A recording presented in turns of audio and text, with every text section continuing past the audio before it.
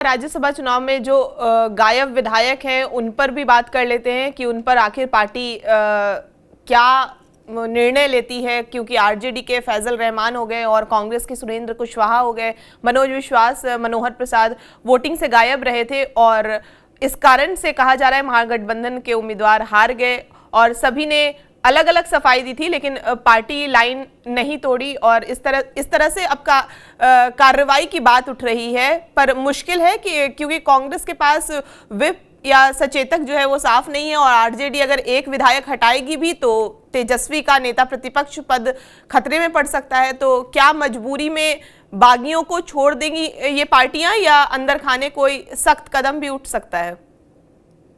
मांझी जब नाव डुबाए तो उसे कौन बचाए। डुबाने वाले मांझी मतलब इनके अपने नेतृत्व करता है। कांग्रेस अभी तक अपना विधायक दल का नेता नहीं चुन पाई है, तो कैसे ये उम्मीद कर रही थी कि हमारे विधायक एकजुट रहेंगे।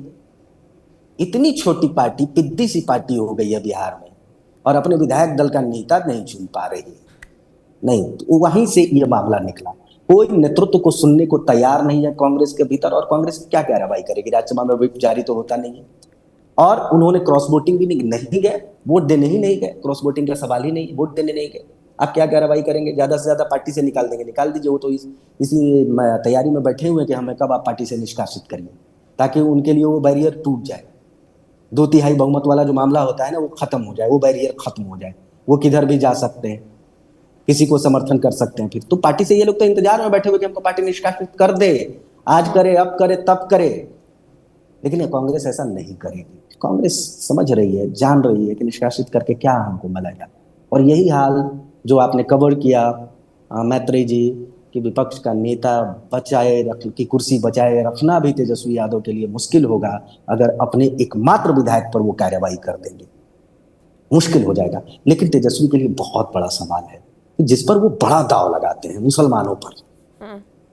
हाँ, जो मुसलमान इनके लिए ईमानदारी की कस्में खाते हैं, वो मुसलमान विधायक अगर गायब ही रहा तो एक तरीके से वो भारतीय जनता पार्टी के लिए काम कर रहा था, है कि नहीं? शिवेश राम के लिए फायदा किसको हुआ? शिवेश राम को हुआ, भारतीय जनता पार्टी को हुआ। तो आप अपने सबसे मजबूत स्तंभ को नहीं बचा पाए तो गैरों से क्या आप उम्मीद किए हुए थे? कांग्रेस से फिर आप कैसे उम्मीद किए हुए थे कि कांग्रेस नहीं टूटेगी? आप खुद में एकजुट नहीं रहे।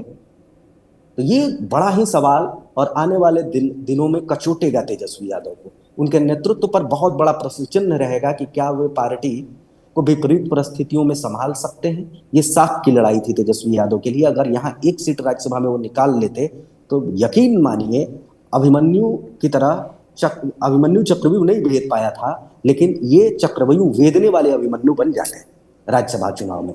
मैत्रेयी जी ऐसा वे नहीं कर पाए। ऐसा इसलिए वे नहीं कर पाए कि ये समय ही नहीं देते हैं। अपने पार्टी के भीतर अनुशासन कायम करने में इनकी बड़ी नाकामयाबी है। कांग्रेस हो, हाँ एक चीज आप कह सकती हैं कि एआईएमआईएम ने जो बड़ा दिल दिखाया,